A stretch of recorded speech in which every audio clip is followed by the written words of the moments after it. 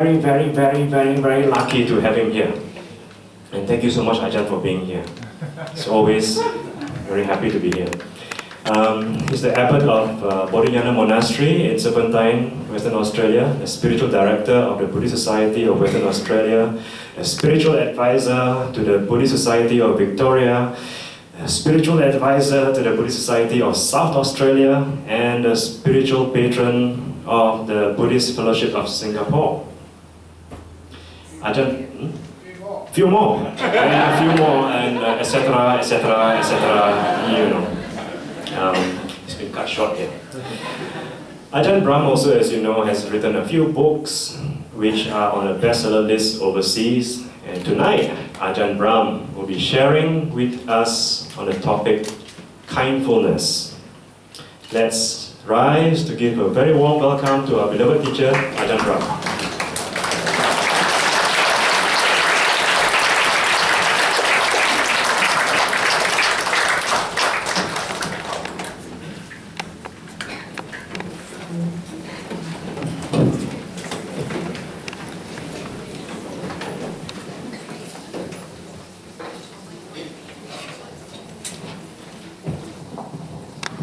Very good.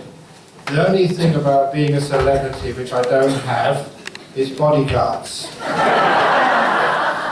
But actually, the two nuns over there sitting in front, they're my bodyguards for this evening. Don't just think they look nice and sweet and soft. If any of you try and you think, zip zap zap. They're very strange, being Ajahn Brahm. You just go along trying to teach the Dhamma and make people happy, but people actually do appreciate, and it does touch people's hearts. And not just here, but all over the world. And I do some very interesting stuff. One thing I was telling people in Malacca, that when I was, thank you so much, bodyguards, you could have attacked me then, what were you doing? So one thing which I've been doing recently, that in September, I took a couple of days off a range retreat because I received a very prestigious invitation to give the keynote address at an international conference in Korea. The keynote was the opening address to start the whole conference off. And they paid business class airfares, gave me a huge big hotel room, and gave a 2,000 Australian dollar donation to the monastery. It was wonderful.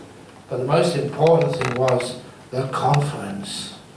The conference was the 2015 World Computer Congress.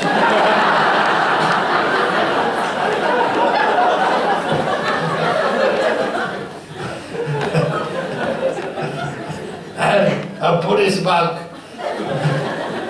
who doesn't know anything about computers managed to get away with giving a talk on something he knows nothing about. But still they were really impressed. And I've also went to last February to Google headquarters to do the same, to give them a talk on just how to improve the quality of their IT systems, and usually something. That's incredible. And also, when I was in Google, I was in San Francisco, Facebook heard I was in town. So I had to go to Facebook as well. I'm not on Facebook, I'm in Facebook. So anyway, we have a wonderful, interesting time as a Buddhist monk.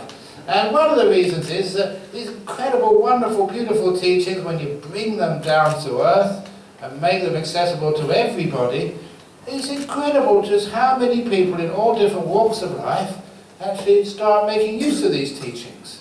But you've got to be innovative, but still keep grounded on the Buddha's teachings.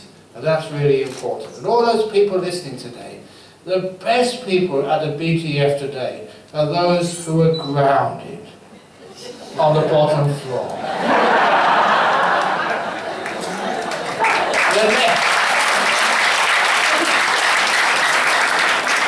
The next best people are those in the middle, because they're real Buddhists. You in the second story are following middle way. Well done.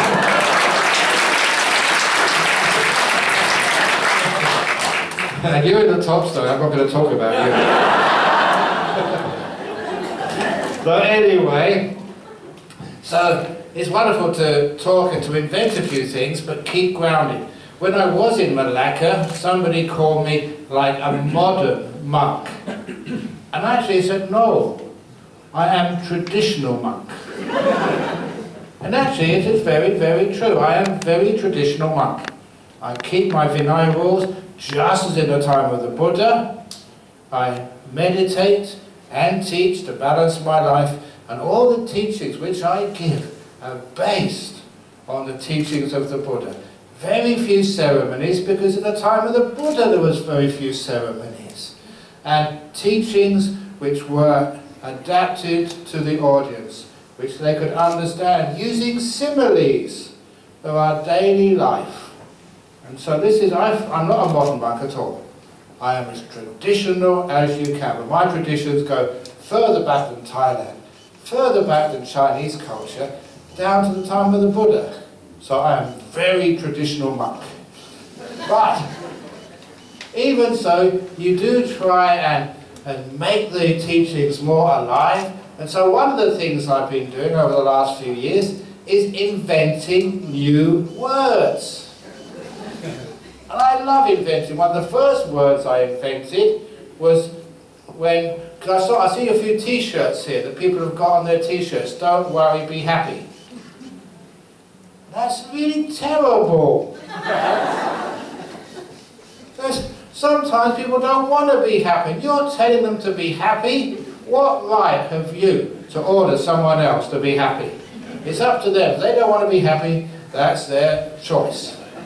And I was saying that actually with loving kindness, metta. How many people, when we spread metta as good Buddhists, we say, may all beings be happy and well? What happens if a person doesn't want to be happy and doesn't want to be well? And you're putting them in a difficult situation. They feel guilty, they're miserable.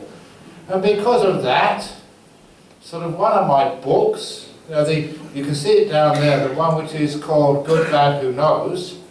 The American version, the title is not Don't Worry, Be Happy, Don't Worry, Be Grumpy. And it's doing really well. It's that book which was, it didn't just get to the top of the motivational bestseller charts, it got to number 3 in Germany of all books. Romances, sci-fis, everything. It got to number 3. So a lot of people in Germany, they like being grumpy.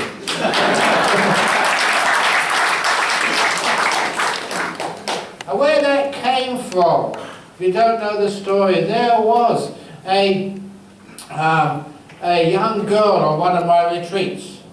And everyone was saying, oh, meditate, and let go, be happy, smile. And she didn't want to smile, she felt miserable, and she just really got fed up with everybody telling her to be happy. And so she came to complain to me, why, as a Buddhist, do I always have to be happy? It's not fair. So I quickly went into my room. I got on the computer, I got a piece of letter-headed paper, and I gave her the very first grumpy license on beautiful letterhead paper with lovely font, just like a driving license or a marriage certificate or a degree. I said, this license confers on the following, and it was running something, permission to be grumpy at any time, for any reason or no reason whatsoever, for the rest of her life, signed Ajahn Brahm.